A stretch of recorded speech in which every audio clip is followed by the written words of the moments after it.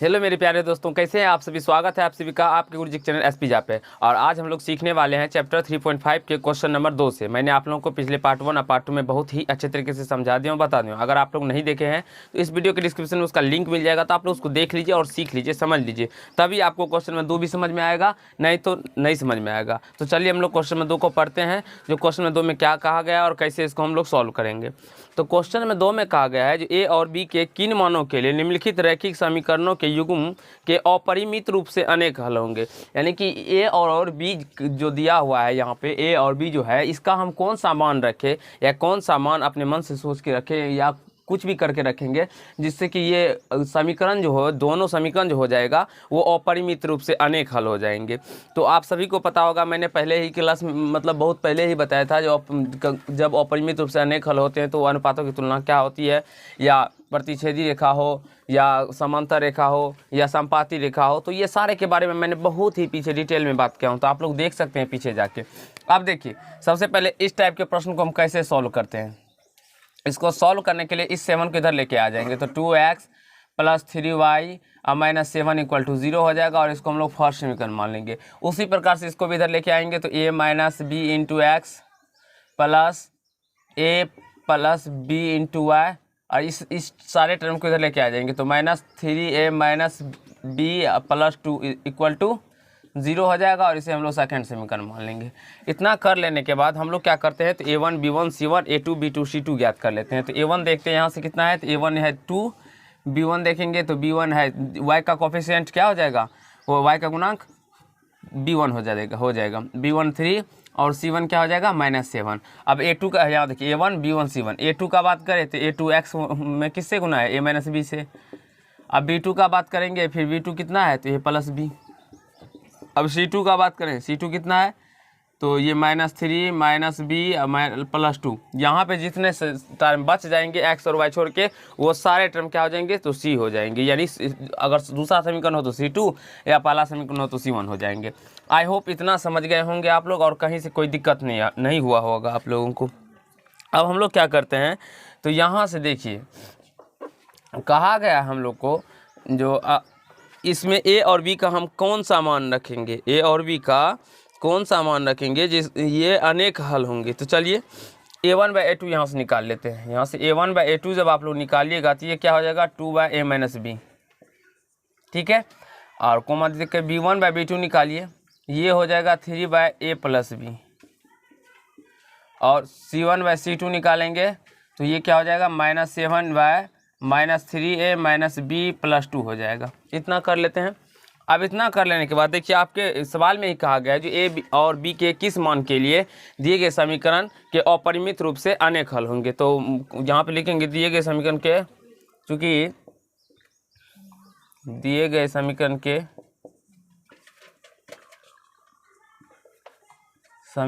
के अनेक हल होंगे,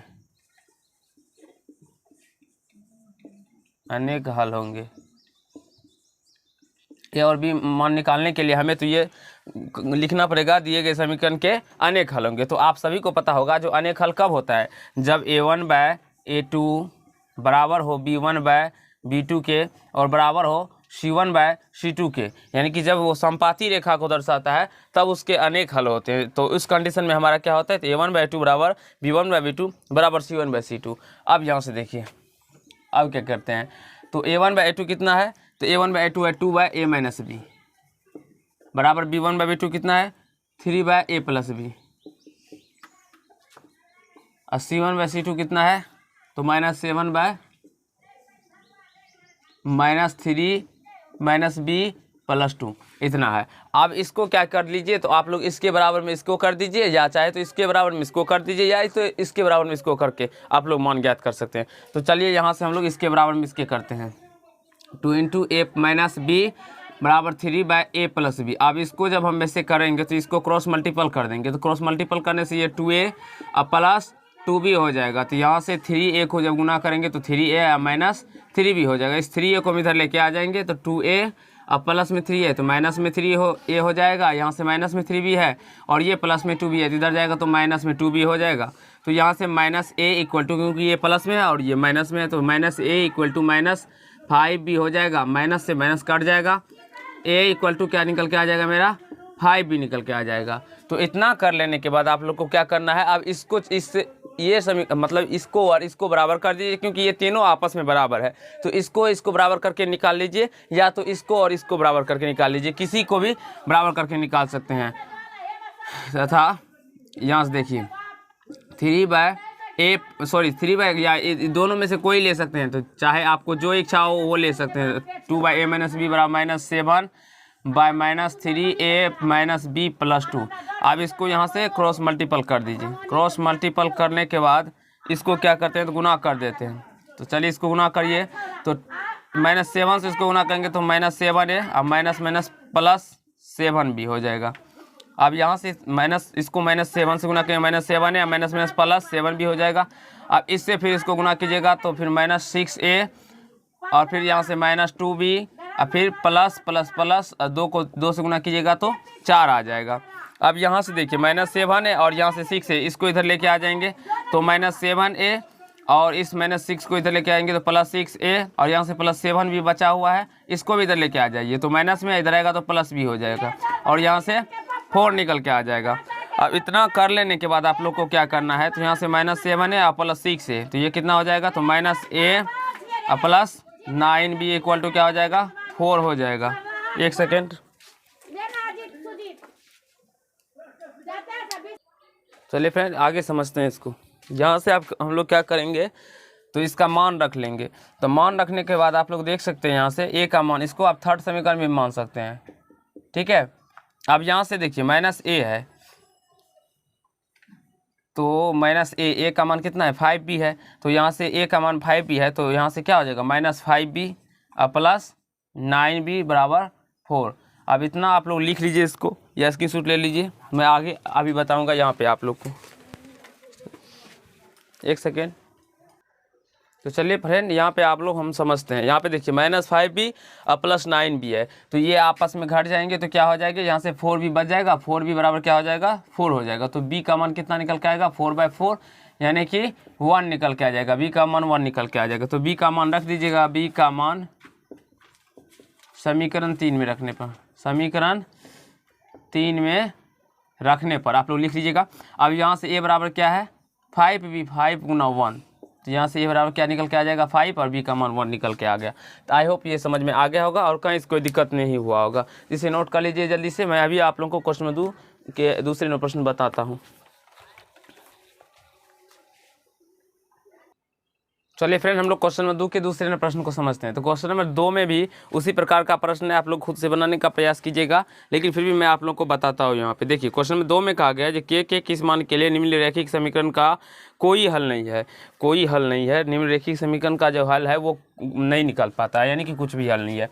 तो यहाँ से देखिए इसको कैसे बनाते हैं। इसको सबसे पहले आप लोग को क्या करना है, इसको फर्स्ट इसको सेकेंड मान लेना है। तो फर्स्ट सेकेंड मानने के लिए यहाँ से देखिए ये 3y प्लस के, एक सेकेंड, 3x प्लस वाई है यहाँ पे, यहाँ से 3x plus Y equal to 1 है। तो यहाँ से क्या करेंगे, यहाँ देखिए 3x प्लस वाई, इधर प्लस में आए तो -1 आ जाएगा, इधर 0, और इसको इसी प्रकार से करेंगे 2k - 1 into x plus k - 1 into y, और यहाँ से इसको इधर लेके आ जाएंगे तो ये -2k -1 इक्वल टू 0, इसको फर्स्ट मान लेंगे, इसको सेकेंड समीकरण मान लेंगे। अब यहाँ से a1 b1 c1 ज्ञात करते हैं हम लोग। a1 कितना हो जाएगा 3, b1 कितना हो जाएगा 1, c1 कितना हो जाएगा -1। अब देखिए y में कुछ नहीं गुना है तो 1 हो जाएगा।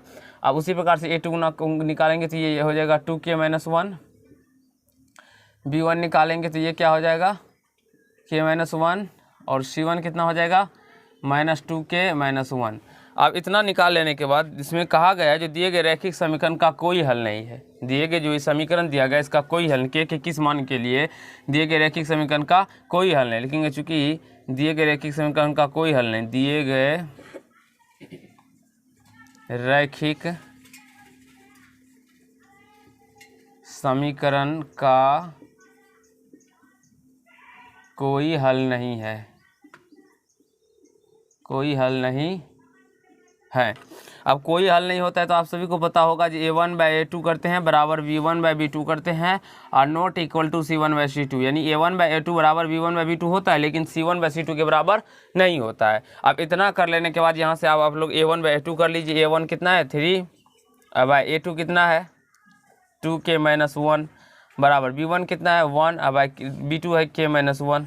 उसी प्रकार से यहाँ से c1/c2 करेंगे तो -1/-2k-1, यहाँ से ये नॉट इक्वल टू का, तो इसमें क्या करना है, तो हमें इसके बराबर में इसको कर देना है और यहाँ से k का मान पता कर लेना है। और इसके बराबर में इसको नहीं करेंगे, क्यों? क्योंकि ये एक दूसरा के बराबर नहीं है, जो हमारे अनेक हल यानी कि कोई हल नहीं होता है, तो ये अनुपातों की तुलना इस प्रकार से होती है। तो चलिए आगे इसको सॉल्व कर लेते हैं। यहाँ से देखिए तो 3/2k-1 बराबर 1/k-1। देखिए क्रॉस मल्टीपल करने पर ये इसको गुना होगा तो ये 3k-3 हो जाएगा और इसको गुना करेंगे तो ये 2k-1 हो जाएगा। तो यहाँ से 3k प्लस में 2k इधर आने पर माइनस में 2k आ जाएगा, -1 है ये प्लस में इधर आएगा तो प्लस में 3 हो जाएगा, माइनस में तो इधर आने पर प्लस हो जाएगा।